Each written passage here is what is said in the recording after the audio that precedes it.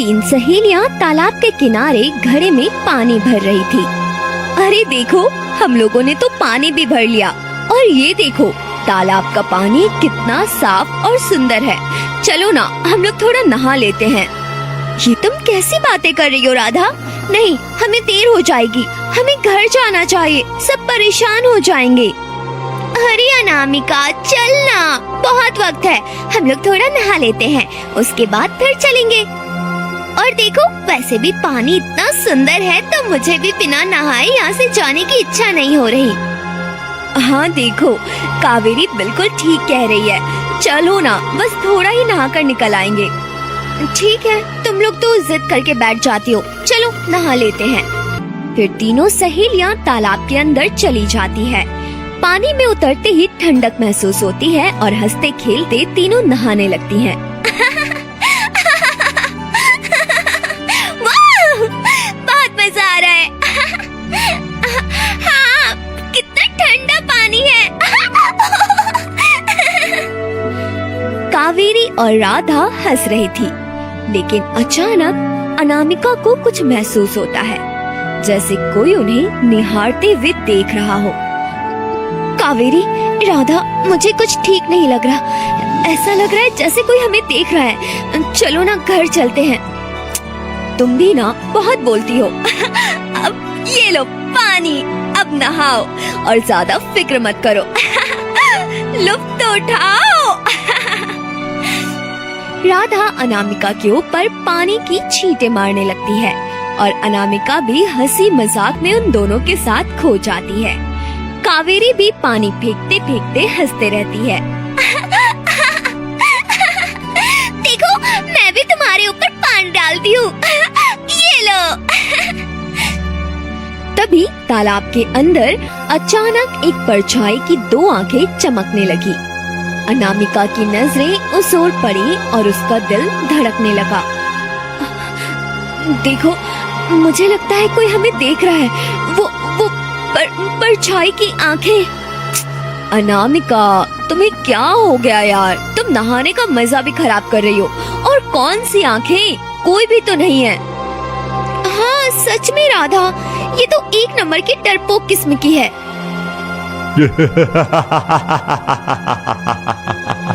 क्या खूबसूरत लड़कियां हैं। इतनी खूबसूरत लड़कियों को तो मैंने अपने जीवन में नहीं देखा। ये अनामिका, इसे तो मैं हासिल करके रहूंगा। नहीं, मुझे नहीं नहाना, कोई मुझे देख रहा है। फिर अनामिका तेजी से तालाब से बाहर निकल जाती है और वहाँ से चली जाती है। पता नहीं अनामिका को क्या हो गया। वो बहुत ही खूबसूरत है, लेकिन इसका मतलब ये नहीं कि हर कोई उसे घूर रहा होगा। अच्छा चलो ठीक है, वो चली गई तो हम भी चलते हैं, अब लेट हो रहा है, माता पिता भी परेशान होंगे। फिर राधा और कावेरी पानी भरे घड़े लेकर घर की ओर बढ़ती है। तभी तालाब के अंदर वही आंखें फिर से चमकती है। जोर से हंसती हुई वो अनामिका की ओर देखती है। धीरे धीरे वो परछाई वाली आंखें एक पूरे चेहरे की परछाई में बदल जाती है।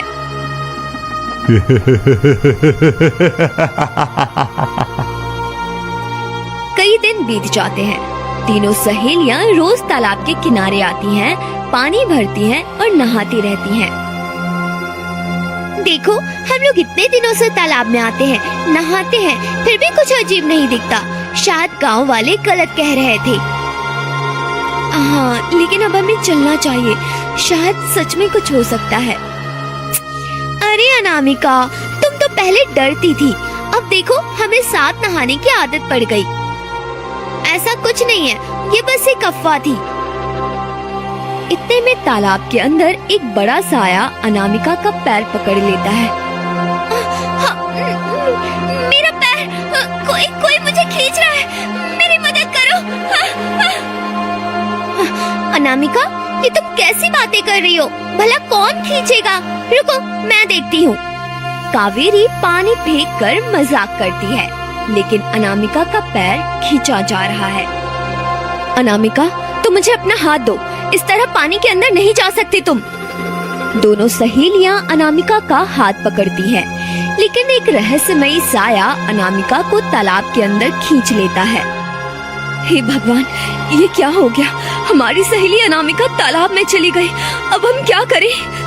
चलो चलो, ये बात हमें गांव वालों को बताना होगा। शायद घर पर माँ गोमती उसकी प्रतीक्षा कर रही होंगी। दोनों सहेलियां घबराई हुई गांव की ओर भागती हैं और अनामिका की माँ गोमती के पास पहुंचती है। गोमती काकी, गोमती काकी। हाँ बेटा, राधा, मेरी बेटी कहाँ है?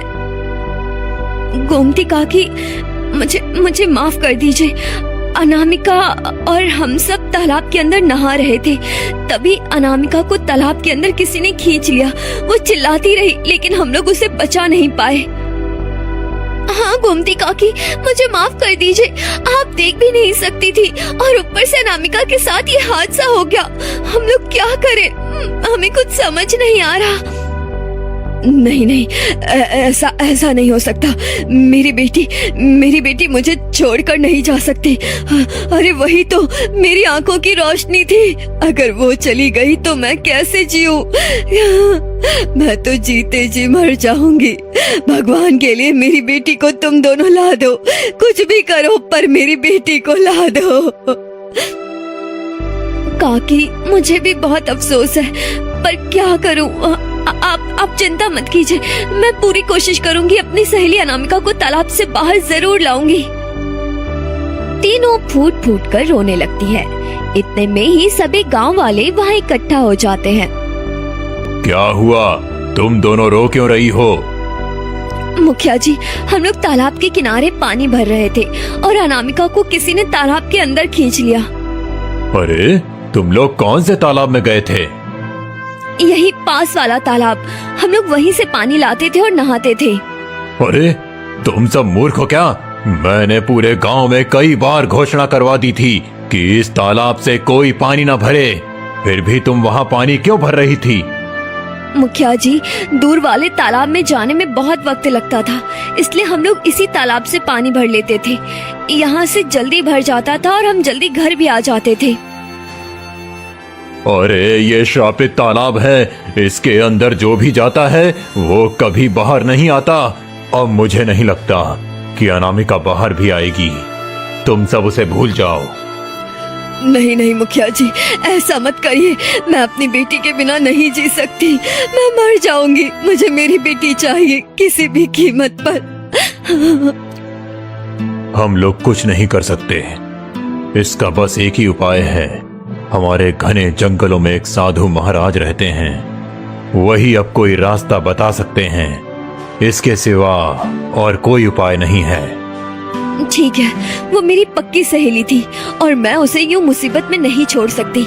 हम दोनों साधु महाराज के पास जाएंगे और किसी भी कीमत पर अपनी सहेली को बचा कर लाएंगे। हाँ राधा, तुम बिल्कुल ठीक कह रही हो। गोमती काकी, आप चिंता मत करो।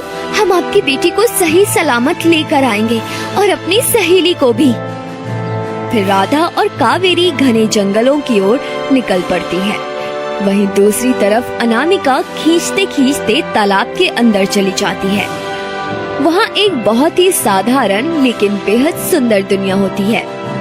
अरे, तालाब के अंदर इतनी साधारण लेकिन फिर भी इतनी सुंदर दुनिया, मैंने तो अपने जीवन में ऐसा कभी नहीं देखा। और मुझे आखिर कौन खींच कर लाया था? मैं कहाँ आ गई हूँ? अब मैं क्या करूँ? मैं अपनी धरती लोक पर कैसे जाऊंगी? हे भगवान, मैं यहाँ नहीं रहना चाहती। मुझे कोई बाहर निकालो। अनामिका चीखती है। तभी सामने से एक बहुत ही सुंदर व्यक्तित्व वाला हैदर आता है। अरे, ये इतना खूबसूरत इंसान कौन है ये?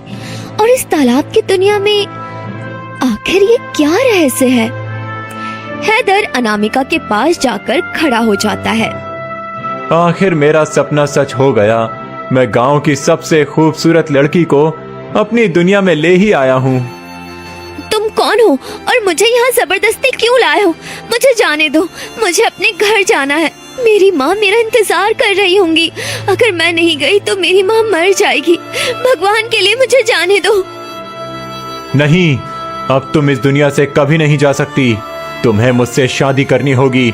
मैं कई दिनों से देख रहा था तुम अपनी सहेलियों के साथ तालाब में नहाती थी और बहुत हंसी मजाक करती थी। मैं हमेशा तुम्हें देखता रहा और अब मैं तुम्हारे बिना एक पल भी नहीं रह सकता। इसीलिए अब तुम मुझसे शादी कर लो। मैं तुम्हें अपनी दुनिया की महारानी बनाकर रखूंगा और तुम्हें किसी चीज की कमी नहीं होने दूंगा। नहीं, मैं तुमसे कभी शादी नहीं कर सकती। अगर तुम अच्छे इंसान होते तो शायद मैं सोच भी लेती, लेकिन तुम बुरे इंसान हो। किसी भी लड़की को नहाते हुए देखना गलत है। ऊपर से तुमने मुझे जबरदस्ती यहाँ खींचा है। मुझे महारानी बनने का कोई शौक नहीं है। बस मुझे यहाँ से जाने दो। तुम कुछ भी कर लो, अब तुम मेरे चंगुल से कभी बाहर नहीं जा सकती। तुम्हें मुझसे शादी करनी ही पड़ेगी। आज अगर नहीं मानोगी तो कल मान जाओगी। फिर हैदर अनामिका को खींचते हुए एक कमरे में ले जाता है और जंजीरों से बांध देता है। ये तुम क्या कर रहे हो? मुझे जंजीरों से क्यों बांध रहे हो? मुझे छोड़ दो। तुम्हें क्या लगा था तुम मुझे मना कर दोगी और मैं तुम्हें इतनी आसानी से जाने दूंगा? ऐसा कभी नहीं होगा। अब तुम इन्हीं जंजीरों में बंधी रहोगी जब तक हाँ नहीं बोलोगी। तुम्हें मुझसे शादी करनी ही पड़ेगी। अनामिका चिल्लाती रहती है, लेकिन हैदर उसकी एक नहीं सुनता। वहीं दूसरी तरफ राधा और कावेरी घने जंगलों से होते हुए एक कुटिया में पहुंचती है। तभी साधु महाराज अपनी कुटिया के बाहर आते हैं। आओ पुत्रियों आओ, बताओ कैसे आना हुआ? सब ठीक तो है ना? साधु महाराज, हमें हमारी सहेली को बचाना है। उसे उस रहस्यमय तालाब ने अंदर खींच लिया। कोई तो उपाय बताइए जिससे हम अपनी सहेली को बाहर निकाल सकें। हाँ साधु महाराज, हमें हमारी सहेली चाहिए। हम लोग बहुत परेशान हैं और पता नहीं वो तालाब के अंदर किस हालत में होगी। तुम्हारी सहेली तालाब में तो गई है, लेकिन वो जीवित है, पर उसे तालाब से बाहर निकालना नामुमकिन है। तुम उसे कभी बाहर नहीं निकाल सकती। ऐसा मत कहिए साधु महाराज। अगर मेरी सहेली को कुछ हो गया तो उसकी अंधी माँ तड़प तड़प कर मर जाएगी। कुछ भी हो जाए, पर मैं अपनी सहेली को उस तालाब में कैद जिंदगी नहीं जीने दे सकती। आप मुझे कोई रास्ता बताइए। पर साधु महाराज, आखिर उस तालाब के अंदर है कौन जो इस तरह हमारी सहेली को खींच कर ले गया? और वो तालाब श्रापित क्यों है? इसके पीछे की वजह क्या है? ये सब तुम नहीं जान सकती। अगर मैंने पूरा सच बता दिया तो अगला शिकार तुम हो जाओगी। उसका रहस्य जो भी जानता है वो कभी जीवित नहीं रहता, इसीलिए मैं तुम्हें उसका रहस्य नहीं बता सकता। लेकिन मेरी सलाह है कि तुम वहां मत जाओ। अगर अपनी और अपने परिवार की सलामती चाहती हो तो उस तालाब में मत जाना। नहीं साधु महाराज, कुछ भी हो जाए, पर मैं अपनी सहेली को ऐसे मरते हुए नहीं देख सकती, इसलिए मैं वहां जरूर जाऊंगी। ठीक है, अगर जाना चाहती हो तो तुम्हें अपनी जान की कीमत चुकानी होगी। क्या तुम अपनी सहेली को बचाने के लिए अपनी जान कुर्बान करने को तैयार हो? हाँ साधु महाराज, मैं अपनी सहेली को बचाने के लिए अपनी जान कुर्बान करने को तैयार हूँ। ठीक है, तो एक रास्ता है, रुको। फिर साधु महाराज अपनी झोली से एक जड़ी निकालते हैं। ये जड़ी लो, कल पूर्णिमा की रात है। जैसे ही रात होगी तुम ये जड़ी लेकर तालाब के अंदर जाना और अपनी सहेली को ये जड़ी दे देना। ये जड़ी लेते ही तुम्हारी सहेली तालाब से बाहर आ जाएगी, लेकिन तुम बाहर आ पाओगी या नहीं ये मैं नहीं कह सकता। इसकी शक्ति का पता उसी वक्त चलेगा। ठीक है महाराज, हम दोनों अपनी सहेली से बहुत प्रेम करते हैं। हम दोनों जरूर जाएंगे। भगवान तुम्हारा भला करे पुत्री।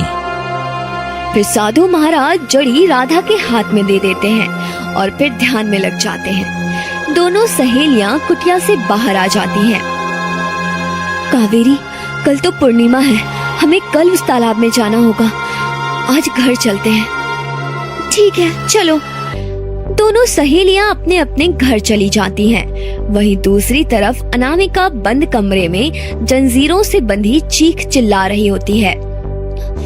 निकालो, मुझे यहाँ से बाहर निकालो। कोई है? कोई तो मेरी मदद करो। कोई है? बाहर निकालो। इतने में हैदर वहाँ आ जाता है। तुम्हारी हिम्मत कैसे हुई इस दुनिया की शांति भंग करने की? रुको, अभी बताता हूँ। फिर हैदर एक डंडा उठाता है और अनामिका को बुरी तरह मारने लगता है। ये तुम क्या कर रहे हो? देखो, भगवान के लिए ऐसा मत करो। तुम मुझे मार क्यों रहे हो? मैंने तुम्हारा क्या बिगाड़ा है? क्योंकि मुझे चिल्लाने वाले लोगों से सख्त नफरत है। अगर तुम खुद को बचाना चाहती हो तो मुझसे शादी कर लो, नहीं तो मैं तुम्हारी सहेलियों और तुम्हारी अंधी माँ को जान से मार सकता हूँ। मेरे पास इतनी शक्तियां हैं कि मैं धरती पर जाकर उन तीनों को भी खत्म कर सकता हूँ। नहीं, भगवान के लिए मेरी सहेलियों को कुछ मत करना और मेरी माँ को भी कुछ मत करना। उन तीनों के लिए मैं कुछ भी करने को तैयार हूँ। तो बताओ, तुम मुझसे शादी करने के लिए तैयार हो? ठीक है, मैं तुमसे शादी करने के लिए तैयार हूँ, लेकिन उससे पहले ये तो बताओ कि इस तालाब का रहस्य क्या है? तुम इतने क्रूर कैसे हो? दिखने में तो तुम आम इंसान लगते हो, जैसे हमारे गांव के लोग। फिर तुम इस तालाब के नीचे अपनी दुनिया बनाकर कैसे रह रहे हो? ठीक है, अगर तुम मुझसे शादी करने के लिए तैयार हो तो मैं तुम्हें सब बता देता हूँ। सुनो, ये बहुत समय पहले की बात है। मैं भी तुम्हारी तरह एक आम इंसान था। मेरा नाम हैदर नहीं था, मेरा नाम विनोद था। मैं शहर से पढ़ाई करके अपने गांव पहली बार लौटा ही था। विनोद जंगलों से होते हुए अपने गांव की ओर बढ़ रहा होता है। चारों तरफ पेड़ पौधे, कच्चे रास्ते और पुरानी पगडंडियां देख कुछ पल वो रुक जाता है। चलो, आज पूरे 10 वर्ष बाद शहर पढ़कर लौटा हूँ। गांव के सारे पेड़ पौधे, ये रास्ते, सब कितना बदल गया है। लेकिन कोई बात नहीं, बाहर कितना भी रह लो, असली सुख तो अपने गांव आने के बाद ही मिलता है।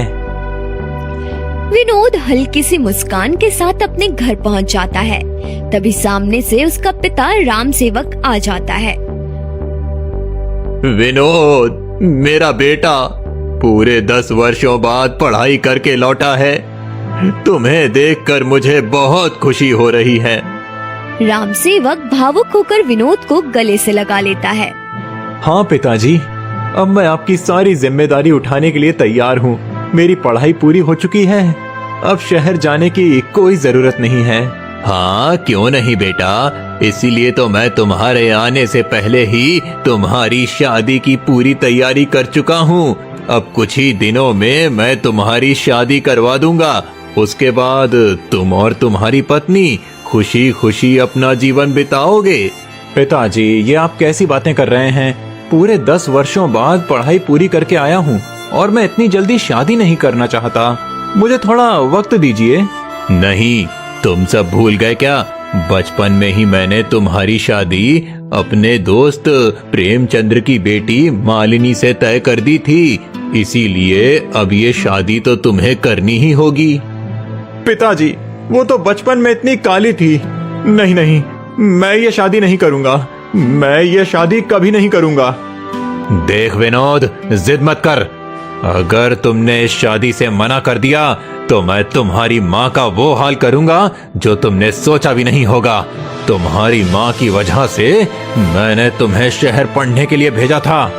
आप मेरी माँ को कुछ मत करना। अगर माँ को कुछ हुआ तो मैं खुद को कभी माफ नहीं कर पाऊंगा। मैं शादी करने के लिए तैयार हूँ। फिर विनोद गुस्से में चिल्लाता रहता है, लेकिन कुछ दिनों बाद उसकी शादी मालिनी नाम की एक बहुत ही काली लड़की से कर दी जाती है। शादी के बाद जब विनोद मालिनी को लेकर अपने घर आता है, देखो तो कितना अच्छा जोड़ा लग रहा है। मेरी संस्कारी बहू तो बहुत अच्छी है। इतने दिनों से गांव में तुम्हारी बहुत तारीफ सुनी है। तुम हमेशा घर के सारे काम करती हो और घर परिवार को अच्छे से संभाल कर रखती हो। अब बस मेरे बेटे को भी सद्बुद्धि देना, इसने किताब पढ़ाई तो बहुत की है, लेकिन इसे सामाजिक और पारिवारिक जीवन की पढ़ाई नहीं आती। ठीक है पिताजी, मैं पूरी कोशिश करूंगी कि इन्हें वो सारी खुशियाँ और सुकून दे सकूं जो ये चाहते हैं। फिर मालिनी अपने कमरे की तरफ चली जाती है। मुझे तुम्हारे चेहरे से भी शक और नफरत है। ये आप क्या कह रहे हैं जी? हमारी शादी तो बचपन में तय हो गई थी। मैं आपसे बहुत प्रेम करती हूँ और आपके शहर से आने का मैं कब से इंतजार कर रही थी। आप इस तरह मत बोलिए। देखो, पिताजी के कहने पर मैंने तुमसे शादी कर ली, लेकिन ये उम्मीद मत रखना कि मैं तुम्हें पति वाला प्यार दूंगा। तुम मेरे पिताजी और माँ की नजरों में इस घर की बहू रहोगी, लेकिन मेरी नजरों में सिर्फ एक अनजान औरत हो। इसीलिए मेरी नजरों से दूर हो जाओ। फिर विनोद कमरे से चला जाता है। वहीं मालिनी कमरे में बैठकर फूट फूट कर रोने लगती है। हे भगवान, मैंने तो कितने सपने देखे थे कि शादी होने के बाद अपने पति के साथ बहुत अच्छी जिंदगी बिताऊंगी, लेकिन वो मुझे शक और नफरत से देखते हैं। अब मैं क्या करूं?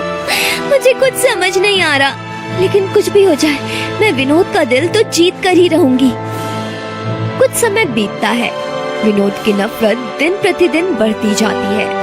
एक दिन मालिनी खाना लेकर विनोद के पास आती है। तुम यहाँ क्या करने आई हो? माँ जी दूसरे गांव गई हुई थी तो मुझे खाना बनाना पड़ा। सोचा आपको खाना दे दूं। 2 दिन से आपने कुछ खाया नहीं। मुझे नहीं खाना, जाओ यहाँ से। बस थोड़ा सा खा लीजिए। फिर मालिनी खाना रखकर विनोद का हाथ पकड़ लेती है। इतने में विनोद गुस्से में वो खाना फेंक देता है और मालिनी को जोरदार थप्पड़ मारता है। मालिनी फूट फूट कर रोने लगती है। मैंने तुम्हें कितनी बार कहा था कि तुम मुझसे दूर रहो और मुझे छूने की कोशिश मत करना। तुम्हारी हिम्मत कैसे हुई? मुझे माफ कर दीजिए, शायद मुझसे गलती हो गई, पर मैं आपकी पत्नी हूँ। अगर मैं आपसे बात नहीं करूँगी तो किससे करूँगी? तुम मरो या जियो, मुझे उससे कोई फर्क नहीं पड़ता, लेकिन तुम मुझसे दूर रहो। अब एक काम करो, तुम किसी और से शादी कर लो। तुम्हें जितना धन चाहिए उतना देने के लिए मैं तैयार हूँ, बस तुम मेरा पीछा छोड़ दो। नहीं, मैं आपसे बहुत प्रेम करती हूँ। मैं आपको छोड़कर किसी और के साथ कैसे जा सकती हूँ? नहीं, ऐसा नहीं होगा। भगवान के लिए आप मुझे मत छोड़िए। मैं कहाँ जाऊँगी? मैं आपसे बहुत प्रेम करती हूँ। मैं आपके बिना नहीं रह सकती। तो तुम्हारी अकल ऐसे ठिकाने नहीं आएगी। फिर विनोद पास रखे डंडे को उठाता है और मालिनी को बेरहमी से पीटना शुरू कर देता है। अगर तुम ये मार नहीं खाना चाहती हो तो मुझे छोड़कर चली जाओ, और ये बात अगर तुमने पिताजी को बताई तो देखना, मैं तुम्हारे पूरे परिवार को गला काट कर मार दूंगा। समझ गई ना कि मैं तुमसे कितनी नफरत करता हूँ? विनोद वहाँ से चला जाता है। हे भगवान, मैंने कभी किसी का बुरा नहीं किया, हमेशा सबका भला ही किया है। फिर मेरे पति मुझसे इतनी नफरत क्यों करते हैं? इसमें मेरी क्या गलती है? इतना सोचकर मालिनी फूट फूट कर रोने लगती है। इतने में प्रेमचंद वहाँ से बाहर आता है। अरे ओ मेरी मालिनी बिटिया, क्या कर रही हो? जल्दी बाहर आओ, तुम्हारी बहुत याद आ रही थी। पिताजी, अगर उन्हें जख्म दिखा दिए तो विनोद जी के साथ क्या करेंगे वो? नहीं, मुझे इसे छिपाना होगा। मालिनी डर कर अपने जख्म कपड़ों से छुपाती है और सामने आ जाती है। अरे बिटिया, मुझे तो बहुत फिक्र हो रही थी, ये शहरी लड़का तुम्हारा कैसे ध्यान रख रहा होगा, इसीलिए सोचा खुद देख लूं। तुम ठीक तो हो ना? हाँ पिताजी, मैं ठीक हूँ। आपने आने की तकलीफ क्यों की? मैं खुद ही आ जाती। तेरी आवाज में इतना दर्द क्यों है बेटी? क्या तुम्हें दामाद जी उतना प्रेम नहीं करते? नहीं पिताजी, वो मुझसे बहुत प्रेम करते हैं। जितना प्रेम वो मुझसे करते हैं उतना शायद गांव में किसी को किसी से ना मिला हो। ठीक है, अगर घर में कोई भी गलत व्यवहार करे तो मुझे बताना, मैं देख लूंगा। फिर प्रेमचंद वहाँ से चला जाता है। मालिनी फिर फूट फूट कर रोने लगती है। पिताजी, मैं कैसे बताऊं कि विनोद जी मेरे साथ जानवरों जैसा व्यवहार करते हैं, लेकिन मैं आपके और विनोद जी के रिश्ते में कोई दरार नहीं डालना चाहती। मालिनी रोने लगती है। इसी बीच राम सेवक आता है। क्या हो गया बहू, तुम इतना रो क्यों रही हो? कुछ नहीं पिताजी, सब ठीक है। नहीं, कुछ तो ऐसा है जो तुम मुझसे छुपा रही हो। कहीं विनोद ने तो तुम्हारे साथ कुछ गलत नहीं किया? नहीं नहीं, विनोद जी ने कुछ गलत नहीं किया। ठीक है, अब जाकर पानी ले आओ, मुझे बहुत प्यास लगी है। मालिनी घर के अंदर जाकर पानी लेती है और राम सेवक को देती है। इसी बीच जख्म दिख जाते हैं। ये क्या, तुम्हारे हाथों पर ये जख्म कैसा है? ये तो बहुत गहरा है। क्या विनोद ने तुम्हें मारा है? नहीं पिताजी, उन्होंने नहीं मारा, वो मेरा पैर फिसल गया था, इसी वजह से चोट लग गई। मालिनी वहाँ से चली जाती है। अब मैं समझ गया कि क्या माजरा है। इसी बीच विनोद आता है। तुमने बहू को मारा तो नहीं? नहीं पिताजी, नहीं पिताजी, वो तो कल रात ऐसे ही चोट लग गई थी। मैंने उसे बोला कि चलो वैद्य के पास चलते हैं, लेकिन उसने जाने से मना कर दिया। याद रखना, अगर तुमने उस पर हाथ उठाया तो देखना फिर मैं तुम्हें क्या करता हूँ। अब हमारी बहू का अच्छे से ध्यान रखना। मैं 2 दिनों के लिए तुम्हारे दूसरे गांव जा रहा हूँ। फिर राम सेवक वहाँ से चला जाता है। यही मौका है, अब मैं जाकर मालिनी से हमेशा के लिए पीछा छुड़ा सकता हूँ। इतना सोचकर विनोद मालिनी के पास जाता है। मुझे माफ कर दीजिए पिताजी को मैंने कुछ नहीं बताया, मैंने झूठ बोल दिया। ठीक है, चलो तुम मेरे साथ चलो, मैं तुम्हें एक ऐसी अच्छी जगह ले चलता हूँ। शादी के बाद मैं तुम्हें कहीं ले नहीं गया, इसीलिए अब तुम मेरे साथ चलो। लगता है विनोद जी को मेरे ऊपर तरस आ गया है और मुझे भी प्रेम करने लगे हैं वो। मुझे जाना चाहिए। फिर मालिनी विनोद के साथ घने जंगलों से होते हुए तालाब के पास पहुंचती है। ये क्या, आप मुझे यहाँ क्यों लाए हैं? ये तालाब तो श्रापित है। इसीलिए तो अब मैं तुम्हें यहाँ लेकर आया हूँ। अब मैं तुम्हें हमेशा के लिए रोकना चाहता हूँ, और जैसे ही पिताजी आएंगे मैं बोल दूंगा कि तुम किसी लड़के से प्रेम करती थी और उसी के साथ भाग गई। नहीं नहीं, ऐसा मत कीजिए, भगवान के लिए ऐसा मत कीजिए। मैं आपको पति मानती हूँ और मैंने कभी किसी लड़के की तरफ आंख उठाकर भी नहीं देखा। हाँ, आप मेरे साथ ऐसा मत करिए। तभी विनोद पीछे से पत्थर उठाकर मालिनी के सर पर लगातार मारता है। अब तुम कभी जिंदा नहीं बचोगी। इतना कहकर विनोद मालिनी को तालाब में धक्का दे देता है। ये आपने ठीक नहीं किया विनोद जी, मैं आपसे प्रेम करती हूँ। मैं आपसे कभी अलग होने का सोच भी नहीं सकती थी, लेकिन फिर भी आपने मुझे जान से मारने की कोशिश की। भगवान आपको कभी खुशी नहीं रखेंगे। इतना कहकर अचानक तालाब के अंदर एक बड़ा साया निकलता है और विनोद को भी खींच ले जाता है। ये क्या? मुझे तालाब के अंदर कौन खींच रहा है? मुझे बाहर निकालो, मुझे बाहर निकालो। क्योंकि तुमने एक मासूम लड़की को ये तकलीफ दी और उसके प्यार को गलत नजर से देखा, इसीलिए तुम्हें इसकी सजा मिलेगी। अब तुम हमेशा इसी श्रापित तालाब में रहोगे और यहाँ से कभी बाहर नहीं निकल सकोगे। इतना कहते ही रहस्यमयी ताकत विनोद को तालाब के अंदर खींच लेती है। तब से मैं इस तालाब के अंदर कैद हो गया और यहाँ आते ही मैंने अपनी सारी शक्तियाँ अपनी चतुराई से हासिल कर ली। मैंने अपना नाम बदलकर हैदर रख लिया और ये खूबसूरत दुनिया बनाई। अब बस एक मेरी खूबसूरत पत्नी की कमी थी और वो तुम्हारे आने से पूरी हो गई। तुम्हारे साथ तुम्हारे पिता ने बहुत गलत किया और तुम्हारी शादी जबरदस्ती किसी के साथ नहीं करानी चाहिए थी, लेकिन तुमने भी उस लड़की के साथ ठीक नहीं किया। तुमने उसे मारा, उसे जान से मारकर तालाब में फेंक दिया और ऊपर से अब मेरे साथ जबरदस्ती कर रहे हो। ये ठीक नहीं है। तुम्हारे साथ गलत हुआ तो मेरे साथ भी गलत कर रहे हो। ऐसा मत करो, भगवान के लिए मुझे छोड़ दो। नहीं, कुछ भी हो जाए, मैं अब शक्तिशाली हूँ और इस पूरी दुनिया का राजा हूँ। अब मैं अपनी इच्छा पूरी करूँगा और तुम्हें अपनी पत्नी बनाकर ही रहूँगा। अब देखो, कल सुबह होते ही मैं तुम्हें अपनी पत्नी बना लूँगा। फिर हैदर डंडा उठाता है और बेरहमी से अनामिका को पीटना शुरू कर देता है। नहीं नहीं, ऐसा मत करो। तुम मुझे क्यों मार रहे हो?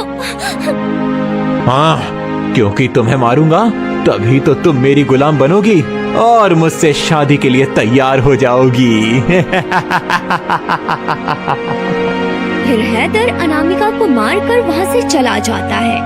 अगली सुबह दोनों सहेलियां तालाब किनारे पहुँचती है। बस हमें जल्दी से तालाब के अंदर जाना है और अपनी सहेली को बचा कर लाना है। मुझे तो डर लग रहा है, कहीं हम दोनों तालाब के अंदर मारे गए तो।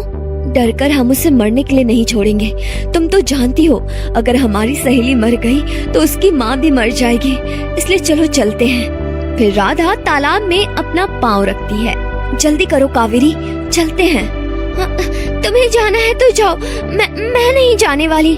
कावेरी, मुझे छोड़कर मत जाओ, हम साथ में चलकर अपनी सहेली को बचाएंगे। तुम्हें उसे बचाना है तो बचाओ, पर मैं उसे क्यों बचाऊं? अगर कहीं मैं मर गई तो वो मेरी सहेली है, पर इतनी पक्की नहीं कि मैं उसके लिए अपनी जान दे दूं। कावेरी हिम्मत हारकर वहाँ से चली जाती है। तुम्हें जो करना है करो, मैं अनामिका को इस तरह मरते हुए नहीं देख सकती। तभी तेज रोशनी फैलती है और राधा तालाब के अंदर चली जाती है और रहस्यमय दुनिया में पहुँच जाती है। अरे, ये तो कितनी अद्भुत दुनिया है। हमारी धरती तो बिल्कुल अलग है। हाँ, मुझे जल्दी से अनामिका को ढूंढना होगा। राधा थोड़ा आगे बढ़ती है और एक खूबसूरत व्यक्ति को देखती है। हाय, ये कितना सुंदर इंसान है। नहीं, लेकिन मुझे अपनी सहेली को बचाना है। राधा चुपके से आगे बढ़ती है और एक महल को देखती है। हाँ, इतना बड़ा महल, जरूर अनामिका इसी में होगी। जल्दी जाकर देखती हूँ। राधा महल में जाती है और वहाँ से चीखने की आवाज सुनाई देती है। ये आवाज तो अनामिका की है, लेकिन वो इस तरह चीख क्यों रही है? कहीं उसके साथ कुछ गलत तो नहीं हो रहा? राधा जल्दी से कमरे की तरफ जाती है और देखती है कि अनामिका जंजीरों से बंधी हुई चीख रही है। अनामिका, अनामिका, तुम ठीक तो हो ना? ये क्या? राधा, राधा, तुम यहाँ क्यों आई हो? यहाँ से चली जाओ, वरना हैदर आएगा तो तुम्हें भी जिंदा नहीं छोड़ेगा। वो मुझसे शादी करना चाहता है। मैं तुम्हें ऐसे मरने नहीं दे सकती अनामिका, तुम मेरे साथ चलो। अब हम यहाँ से बाहर जाएंगे। पर राधा, मैं यहाँ से बाहर कैसे जा सकती हूँ? हम यहाँ से बाहर नहीं जा सकते। मुझे नहीं लगता ये ठीक होगा। नहीं, मैं तुम्हें यहाँ बचाने आई हूँ। तुम यहाँ से बाहर जरूर जाओगी। इतना कहते ही हैदर वहाँ पहुँच जाता है। अच्छा, तो तुम यहाँ आई हो, यानी तुम अपनी सहेली को बचाना चाहती हो, लेकिन तुम उसे नहीं बचा पाओगी। अब तुम भी मारी जाओगी। तुमने क्या सोचा था? मेरी सहेली के साथ कुछ भी करोगे और मैं ऐसे ही देखती रहूंगी? मैं अपनी सहेली को बचा कर रहूंगी। हम दोनों बचपन से पक्की सहेलियां हैं और मैं उसे मौत के मुंह में नहीं छोड़ सकती। तभी राधा जल्दी से जड़ी बूटी निकालती है और अनामिका के हाथ पर रख देती है। जल्दी से ये जड़ी बूटी लो और बाहर जाने का ध्यान करो, इस तरह तुम बाहर चली जाओगी। पर राधा, तुम जाओ, मैं भी आऊंगी। अब तुम जाओ। अनामिका जड़ी बूटी लेकर अपनी आंखें बंद करती है और तेज रोशनी फैलती है। अनामिका तालाब के बाहर आ जाती है। हैं? तुमने उसे बचा लिया, पर मैं तुम्हें जिंदा नहीं छोड़ूंगा। तुम्हारी हिम्मत कैसे हुई इतनी खूबसूरत लड़की को मेरी दुनिया से निकालने की? तुम क्या सोच रहे थे? तुम मेरी सहेली की जिंदगी बर्बाद कर दोगे? मैं ऐसा कभी नहीं होने दूंगी। मैं तुम्हें भी जिंदा नहीं छोड़ूंगा।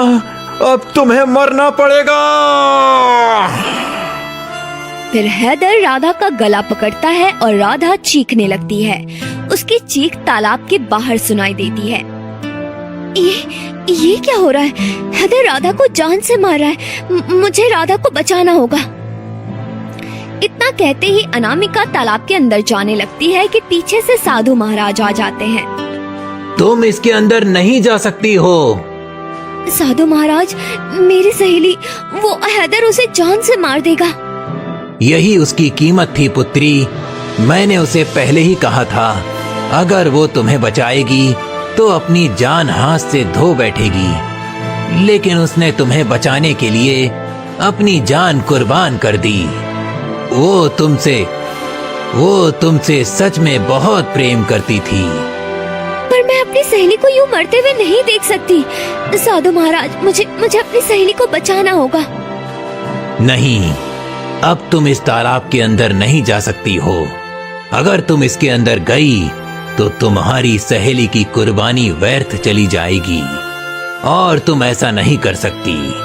अपनी सहेली की कुर्बानी यूं बर्बाद मत जाने दो। अब चलो यहाँ से।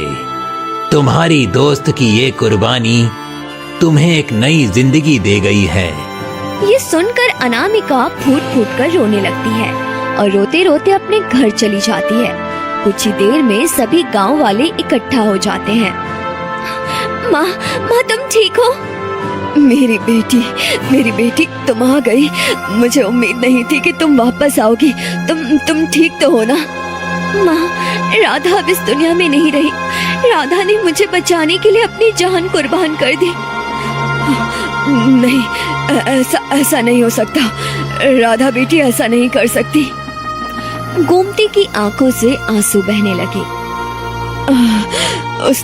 उसने मेरे लिए अपनी जान कुर्बान कर दी। मैंने उससे कहा था कि मुझे किसी भी कीमत पर अपनी बेटी चाहिए। शायद इसलिए राधा ने यह कदम उठाया। हे भगवान, ये मैंने क्या कर दिया? अपनी बेटी को लाने के लिए एक और बेटी की कुर्बानी मांग ली। ये नियति का लिखा था। अब कुछ नहीं किया जा सकता। बस इतना ध्यान रखना कि कोई भी उस तालाब की तरफ मत जाना। सच में राधा और अनामिका की दोस्ती बहुत ही गहरी थी। इतनी सच्ची दोस्ती मैंने अपने पूरे जीवन में कभी नहीं देखी। राधा सच में बहुत महान लड़की थी। सभी गांव वाले राधा की बहुत तारीफ करते रहते हैं। उस दिन के बाद कोई भी उस तालाब के अंदर नहीं जाता। राधा की कुर्बानी पूरे गांव को एक नई दिशा दे जाती है।